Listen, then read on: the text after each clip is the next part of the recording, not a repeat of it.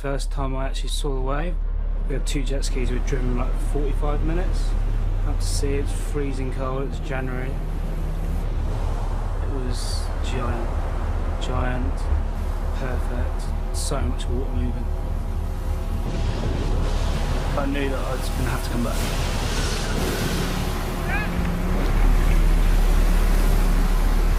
Dealing with a giant wave in the middle of nowhere in freezing cold Ireland brings a whole nother level of danger.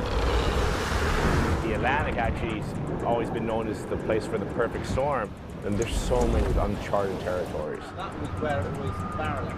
That was where we got the peg. Whatever happens, it's big.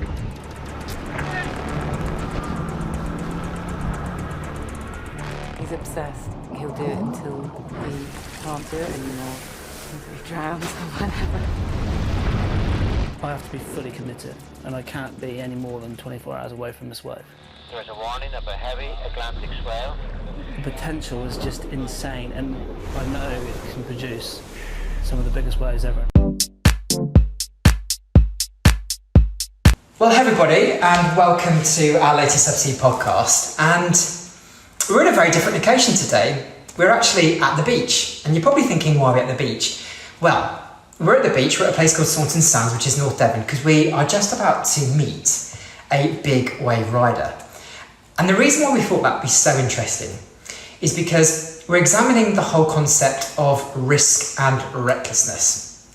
And therefore, by talking to a big wave rider, we're going to be examining what goes through a surfer's mind when all of a sudden a great big badass expanse of water is making its way towards them and could basically be either an amazing experience or a really, really bad experience. So I'm delighted to be joined by Ben.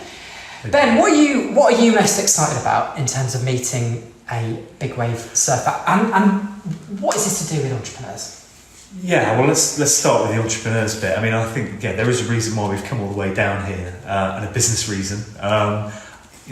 This is about an entrepreneur's relationship with risk, and more specifically, is risk something that they have inherently in them? Are they naturally sort of instinctively risk takers? Or is it something that they're just very calculated by? And as we start to explore that and that relationship with risk and how it impacts performance and how it impacts the growth of their business, we start to look at different types of risk and that fine line between being a risk taker and being reckless as well. So hopefully today we're going to look at this from a completely different context. Conversation with Andrew, massively excited to meet. He's a world famous big wave surfer. We're going to talk about his relationship with risk, how it changes over the years. And talk about that fine line between being reckless and being risky. So yeah, that's what I'm hoping to get out of it. Brilliant. Well, we're going to get our swim trunks on, go for a quick swim, and then we'll be joining Andrew. We're not really, but then we'll be joining Andrew to learn more about this really awesome subject. So can't wait to see you guys soon. Hi everybody, and welcome to Hub CP. And we are in Devon today, a beautiful place called Saunton, and in the chalet, which is just absolutely amazing. We're looking out right now to a 3-mile beach, golden sand, the sun is shining, it's absolutely beautiful. And we decided that we were going to do something really different today. And I'm delighted to be joined by Andrew Cotton. Great to see you, Andrew. Yeah. Andrew, you are a pro big wave surfer. You are the first ever pro big wave surfer I've ever met. So this is pretty cool. And Ben, love to see you, mate. You too.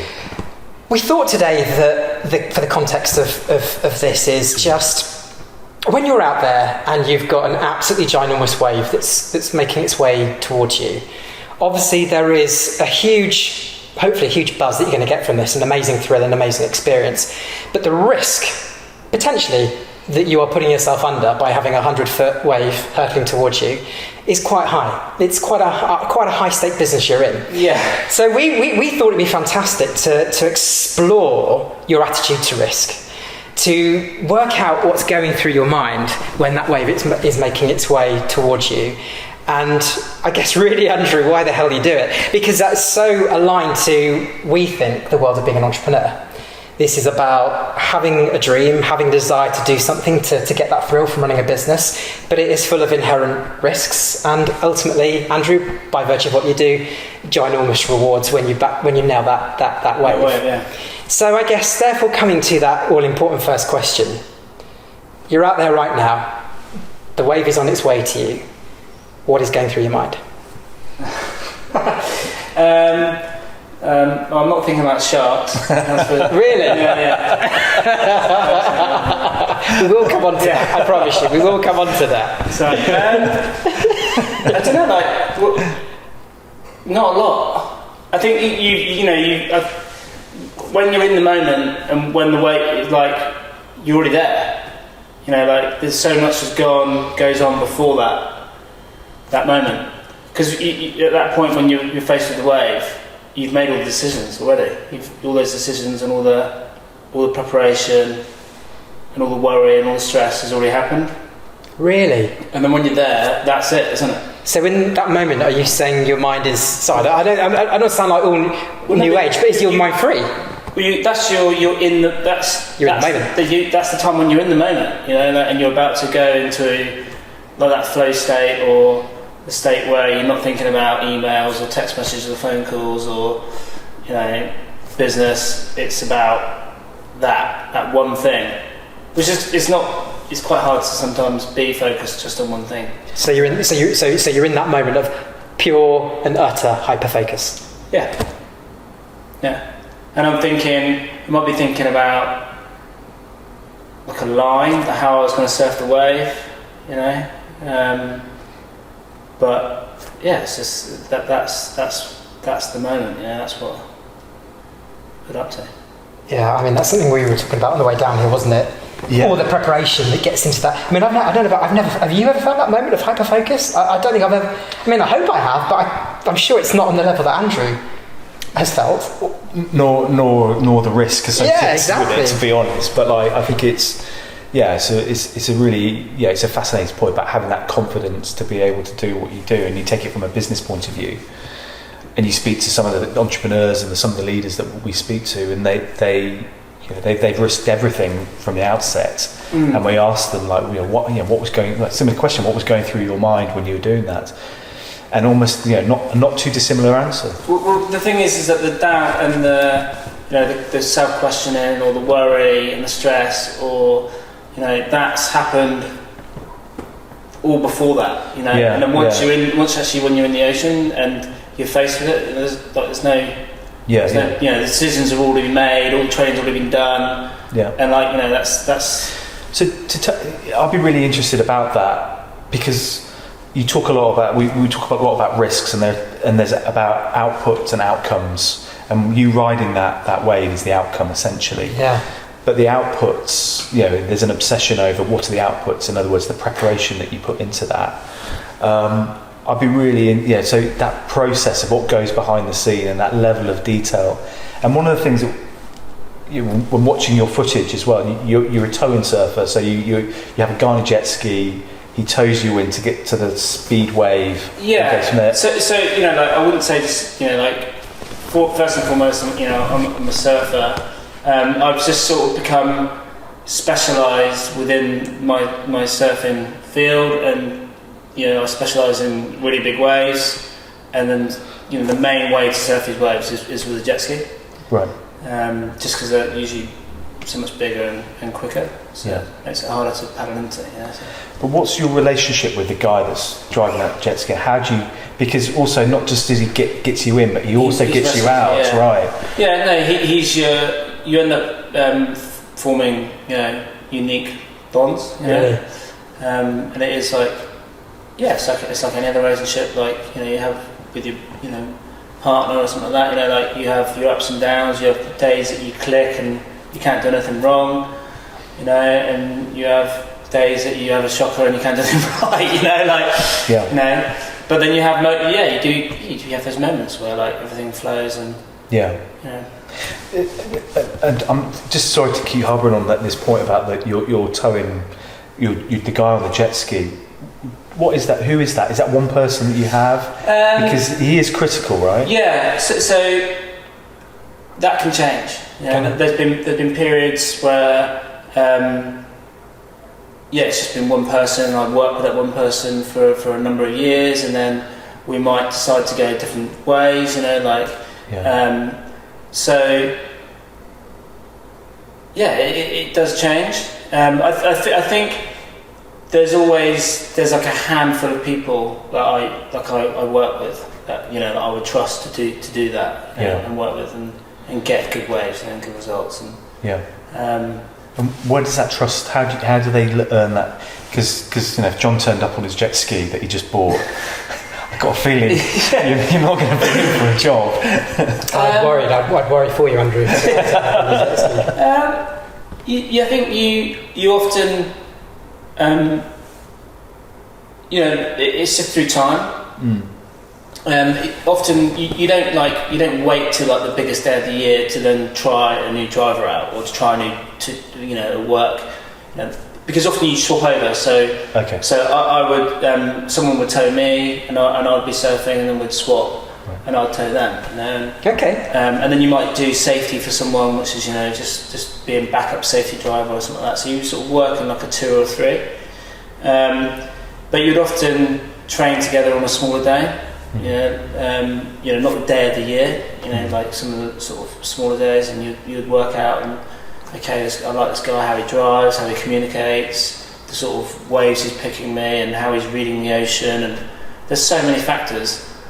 And also how he is out of the water, as well, like how, is he taking it too seriously, what's his attitude like, is it a bit intense, is it, too happy-go-lucky, all these different. Wow, so there's a lot of dynamics in this relationship going on. Yeah, for sure.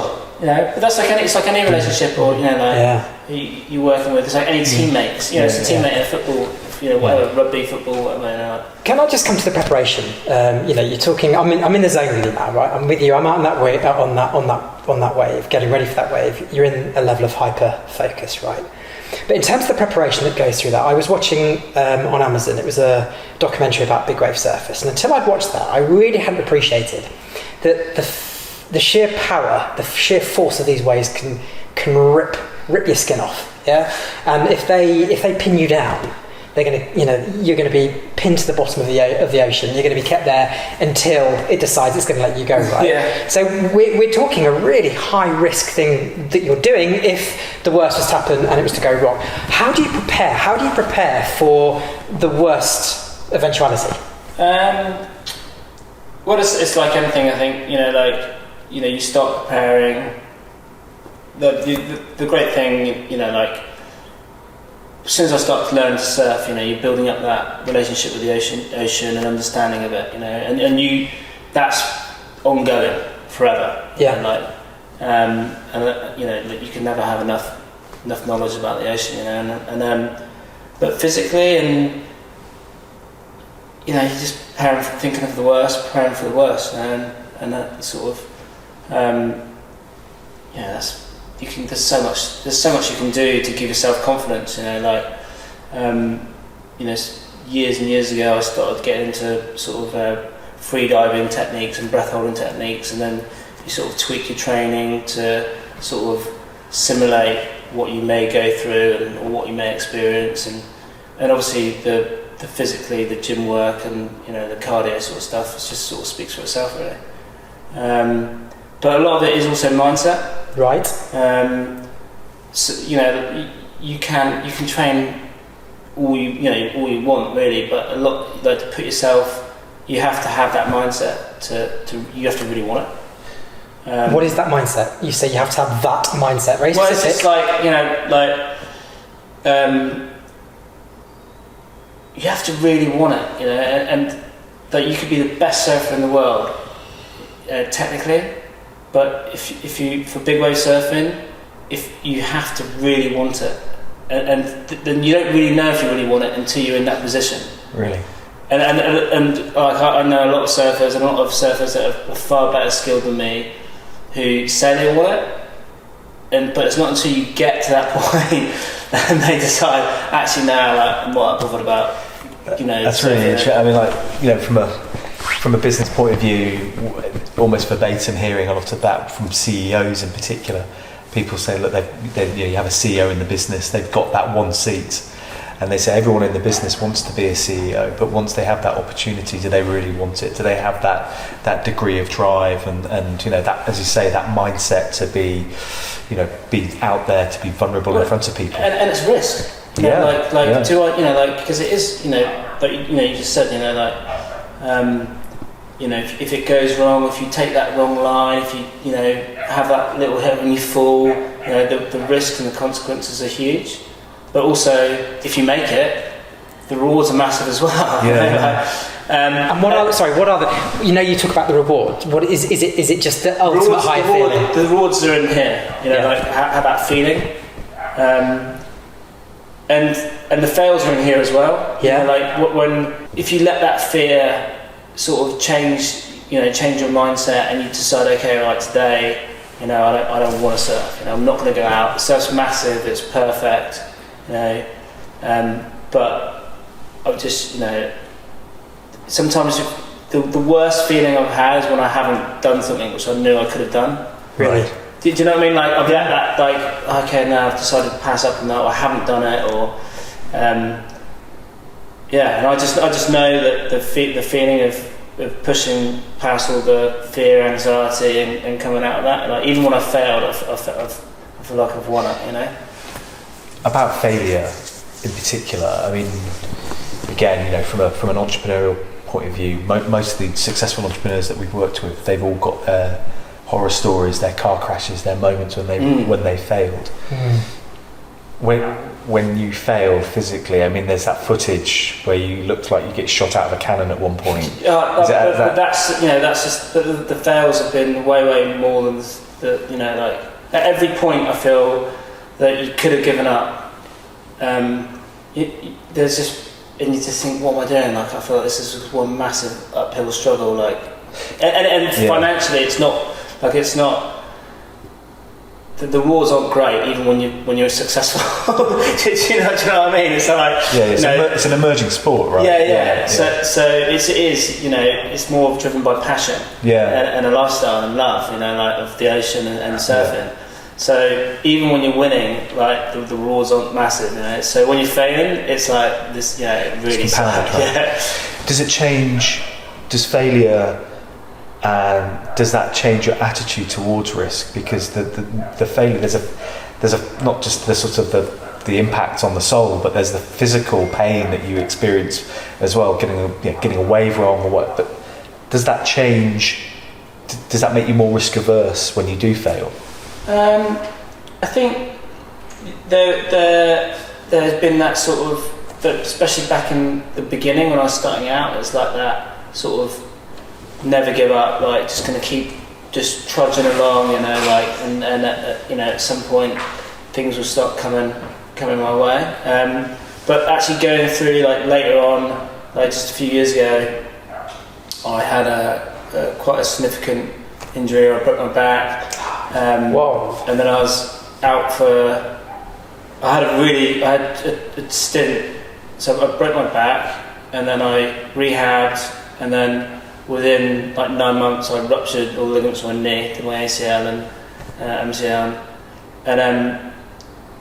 and so to get back is not just physically again, like you come back after those injuries physically, but then it's also sort of takes a while to mentally reset as well. Yeah. Because you do avoid, you do take different, whether you think it or not, your surfing does change a little bit, becomes a little bit less risky, everything's a bit more safer. Yeah. But then that's not exciting, and the rules aren't as good, so you sort of feel a little bit like you're cheating yourself. Yeah. Right. Yeah. And so I think I went, after those 2 injuries, I went like a year and a half maybe, where you always feel like a little bit disappointed with your surfing, even though you're out there, you're going through the motions, you're doing it, you're getting the waves, but it takes away time to get back into that flow. And that flow, again, it has to be exciting. It has to be. It's that fine line of like make it or like win or fail. So with that said, then, so we focus there on the fear of failure, right? The fear of being hurt, the fear of it not going according to plan, or even the worst happening, right? But getting to the ambition, and you are sponsored by Red Bull, right? I mean, that you're at the top of your game. Bright, lovely Breitling watch there. You've got some awesome brands that are sponsoring you, Andrew. Is the ambition something you've just always had? Is it just you've always wanted to be at the top of your game? Explain to us what that drive that makes you perform at the top. I think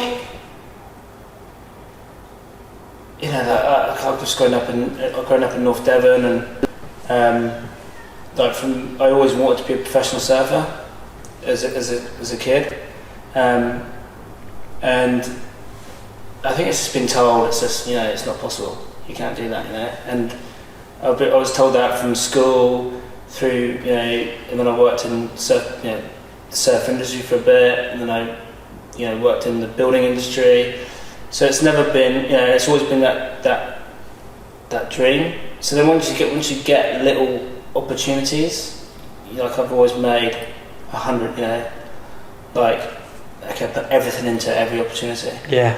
And then there's certain people you meet along the way, and that will because not many people will tell you can do it.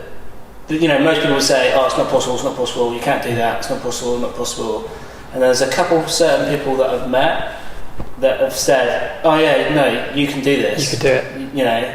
And then you just grip onto that, And so there's been a few key influential people along the journey, really, that sort of inspired me and actually mentored me, to get to that point. So just with that, now we've spoken about fear, we've spoken about ambition, something that I just am really going to remember from meeting you, which we were talking about as we were just taking a walk on the beach up to here, was it's fine to have a fear, and it's fine to accept that it might not go according to plan, but as long as your ambition is bigger than the fear, you're going to be all right, son, right? Yeah. And it is, fear's healthy, and it's it makes you competitive, but if your goal is bigger than the fear, you want it more, and I think that can be taken two ways. Like people would look at it and say it's reckless, or you can look at that in a negative way, but also you can look at it as how you achieve something, Yeah. So yeah, and for me, it's the ocean and big waves, and that's sort of been my drive, the big waves. So. One of the things that John and I, when we were talking about this, there's kind of these two aspects about risk that we were really interested in as well. One was about your instincts, and you talk about being in the flow, and you might have to settle a bet because John, the difference between being instinctive risk taker or being super calculated. In other words, there's no real risk there because I've done all my preparation. Right? Yeah. Before we met you, my view was I think you're super calculated in your risk taking. I think you know exactly what's going to happen. John was like, no, I think he was like, all of it's in the heart. It's all about the thrill. It's all about you've got to live for the thrill, and you just therefore. So it is what it is. Are you a calculated risk taker, or are you an instinctive risk taker?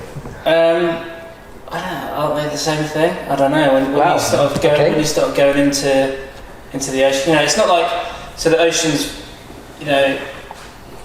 you never know what's going to happen. Yeah. Like when I get towed into a wave and I let go of that rope, it can go but you never know what the wave's going to do. We don't know what the waves. It's not like a skateboard ramp or a mountain or a football pitch or So they do something different every time. Waves are every time, every wave's different. And you can ride it a million different ways as well, and how you can interpret that wave and how you ride that. Yeah. But I think there's certain days. So there's certain days when it's worth putting it all on the line. There's certain, there's just certain. What do you mean by that? I'm intrigued now. So there's certain days when it's worth putting everything on the line. There's certain days when the waves are because we're talking about storms and waves. So it's if I'm not feeling it, so there's the biggest waves of the year, maybe ever, on the beach today. These are the biggest waves ever.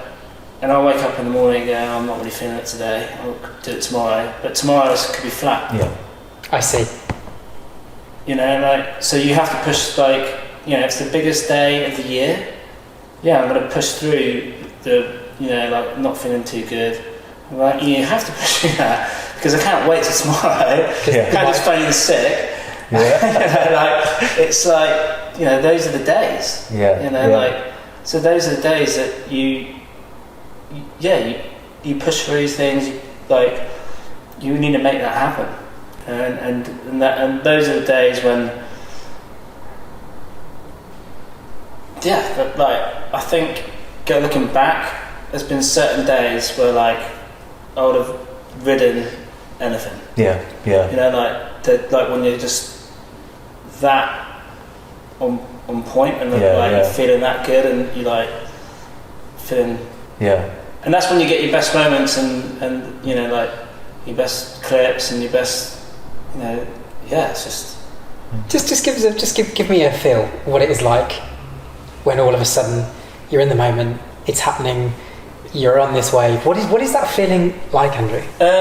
How would you describe? You're not feeling like at that point. At that point, it's like everything's slow motion. You're pinpointing. You know, like on some of the bigger waves, we can be reaching speeds of like 75 kilometers an hour. Down water, which isn't smooth, it's bumpy, and there's, you know, so the rides, it's not like, you know, it's not a smooth ride, you know, like, and it's slow motion, you know, you're seeing water droplets, like, the detail of the wave, the sound, it's like meditation or something like that. You know, it's like, because in that moment, everything's going so fast. Obviously, everything's so fast, but it's not. You manage to slow it all down. You know, like, and that's how you can get yourself into those positions and make those intricate. You know, but it's not every wave's like that. It's just, you know, those moments. How often does that happen? I think it's happened like that detailed and that slow, like probably like 4 or 5 times. But those, you know, in my life, you know. But I think that's the thing that you chase. You know, that's the things that like gets you coming back for more. You're like, whoa, like that moment where you are almost like an out of body, slow motion, like everything. Amazing. For us, it's like an awesome day at the office, isn't it? Probably more than it's like the best ever day at the office. Yeah, you know, you occasionally have it, and you're just like, wow, that was just. I wish that could be every day. But I think the interesting thing is that it didn't start with a big wave. I think, you know, it started that feeling is probably something that you could get. For me, it happened here. You know, the first wave at Saunton was like that. And that's that thing that wants to make you repeat a sport or, you know, that activity. You know, oh wow, that's amazing, and then you go through that. And I think, you know, so that journey, you know, you're chasing that feeling of that first moment where everything time slows down. And I think that's super true with the entrepreneurs we speak to. There's that initial passion, and you know, if you're going to be good at something, be good at something that you love doing. And you know, you see the businesses that, you know, we've often worked with, and they could be really random industries. They could be making a widget that goes into a machine that makes another widget, but they can talk to you for hours about it. And, you know, awesome. and you're like, I get it. You know. Yeah. I noticed that. So when I was working as a plumber, there was a couple of guys that I worked with that were so passionate about it. They loved it. Yeah. And it was just, for me, it was like torture. You know, like, and it was like, it actually motivated me to make surfing more of a... Really? Yeah, like being in that, and then like, you know, it's like, I was like, I can't do this, you know, like, but I was working with guys that were so passionate about plumbing and you know, how everything looked, and they loved their jobs, you know, like. Yeah. But for me, it was like, you know, I can't do this. I can't do this. I just don't have that same love. Just don't love. Yeah. So your passion plus your ambition sort of outweighs the risk, outweighs the fear, and healthy relationship with fear. Yeah. You have to have. Yeah. And I think that's how you make your career a long one. You know, like you don't want to you don't want to get injured or die. You know, like yeah, absolutely. You know. So just on that then, yeah, we were chatting earlier on what sounds like John described as a romantic walk on the beach. But what's the difference between being taking risk and being reckless? Because there's that. We were saying there's a real fine line between the two, and just to put it into some sort of context, we were talking earlier about people that take risks in business, and some are calculated or some are instinctive. And we gave two examples. One which was like someone who I know, a guy called Paul Brown. He was at Innocent Smoothies, but he set up he was part of the veg pot part of the business, and he left Innocent to go it alone. And that in itself was a risk, but he left to set up Bowl, which is now you see in most of the supermarkets. But it was calculated. He knew there was a market opportunity there, and the business has gone great. On the other end of the spectrum, you've got being reckless and being kind of instinctive. And the only example is fire. It's in the Netflix documentary, the Fire Festival. Yeah, we're like, it's kind of that, isn't it? Really, it's kind of reckless. That's such a good example. And I think that's it. I don't think anything I ever do is reckless. It might be reckless to someone else. Yeah. And I saw it I lifeguarded for years at Croyd, and I saw that people who don't understand the ocean might do the most reckless things unintentionally, or the most dangerous, it'd be like the crazy waves, windy, stormy, and they might go swimming with no wetsuit. Which I'd say is pretty reckless and crazy. Even although if you know that it's stormy, it's dangerous, and it's freezing cold, you put a wetsuit on and you probably wouldn't go swimming there. I don't know. I think it's just having that understanding of your environment. Yeah. So and does that come with experience, or because you're it's time, isn't it? It's all time, and I think I think sometimes for me big wave surfing, the journey's been the marathon, and I think sometimes I suppose I see it. I'm going to sound old now, but I see it in some of the younger kids. They want it instantly. Or they're looking at a shorter time frame where I'd be actually, you want to look at this at over 10 years, yeah. So nothing's, you have to, if it comes sooner, great, but look for long term, that experience and that. And are those surfers who want that instant, do they last in the industry? I just think you just don't. I think you get disheartened yourself. Not necessarily. Yeah. I think if you have those huge goals and short-term plans, it's pretty disheartening because they're just not attainable. We see that in the startup world, right, John? You must see that, regularly with people with huge ambitious plans, and which is great. Yeah. Which is great, but everything takes time, and especially. That knowledge or the skill set, the conditioning, to achieve stuff. I think it does take time, which is hard. A lot of people can't get their heads around that, especially in a sport, And you always feel like you're running out of time, especially as in an athletic or you always feel I haven't got long enough. But you have. But would you say you got the best job in the world? Well, for me, I don't know. It must be right. It must be pretty up there. No. There's moments where it's definitely not the best job in the world. When things go wrong and you're facing certain things. But there's often times that you're sort of paddling out. It's sort of daybreak, and it's amazing sunrise, and you're like, well, this is pretty. This is pretty damn awesome. Yeah. This is my living. Yeah. I have to ask this, Andrew. Please forgive me. You know where this is going. Listen, I think a lot of people will be thinking, John, this is a very good point you raised, but I know I'm not alone in terms of people like myself going out into the water and always being very aware of fins in the water.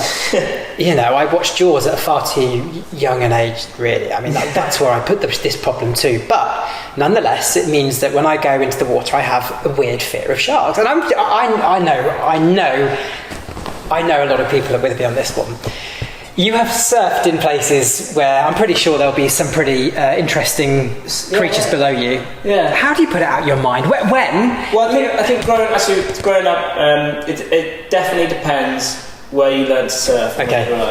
So luckily, North Devon or like Northern Europe is not really renowned for sharks, but I think it might be a different thing if I maybe grown up in like Western Australia or South Africa. But for me, I never even think about it. It's never even never ever crosses your mind. Never crosses my mind. No. But I think if you were to ask that to some South African surfers, I think they might.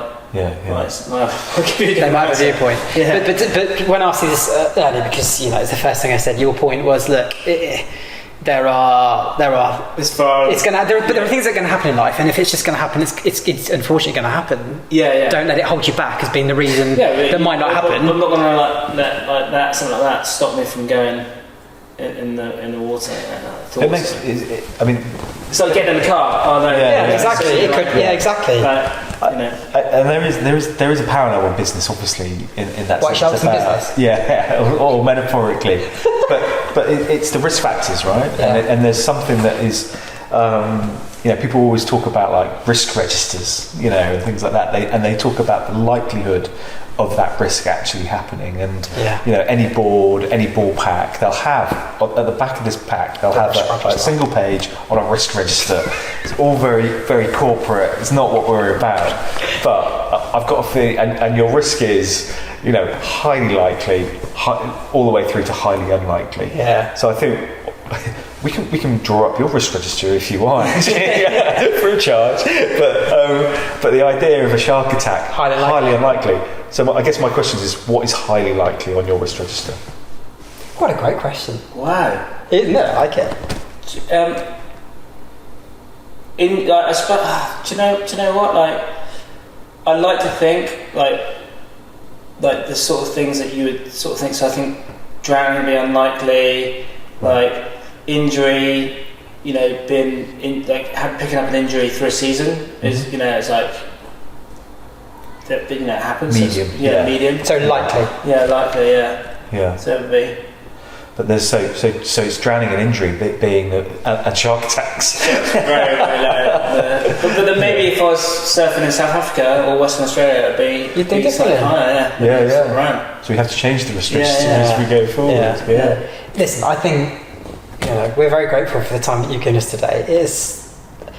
I have found the perspectives that you've certainly brought to my thinking are going to be so helpful for me moving forward, and I hope for the people that have been fortunate to listen to this. But the thing that I would just always stick with from today is that very simple formula, which is ambition over fear, or fear or failure, whatever, same thing. Yeah. But as long as ambition is in big, bold, bright words, and it's a much smaller denominating factor on the bottom of the failure, you're more likely to succeed and therefore have a fantastic fulfilled career doing whatever you're doing personally and professionally. But I just think that for me is a game changer, and I just love that.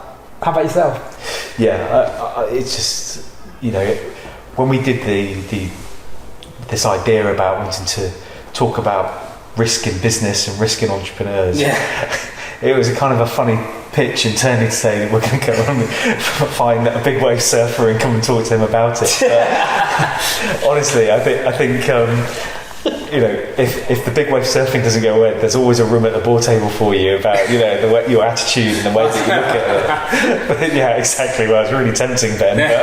But no, I think the parallels, purely from a business point of view, I think there's some really fascinating parallels with what you're saying, and I think that the entrepreneurs that are listening to this, the business leaders, the CEOs, they'll really connect with a lot of things that you're saying, which I think is really important. And from a personal point of view, you know, it's just great. It's just what an awesome place to come and have a great conversation. Yeah. Thank you. And you're one cool dude, Andrew. Listen, guys, that is officially. I mean, surfs up, dudes. This is over and out. It's been awesome talking to you, Andrew. I'm never going to be scared of a shark again. No, good. And thank you so much for a really awesome time. No, thanks for having me. No, thank you, man. Cheers. Thanks.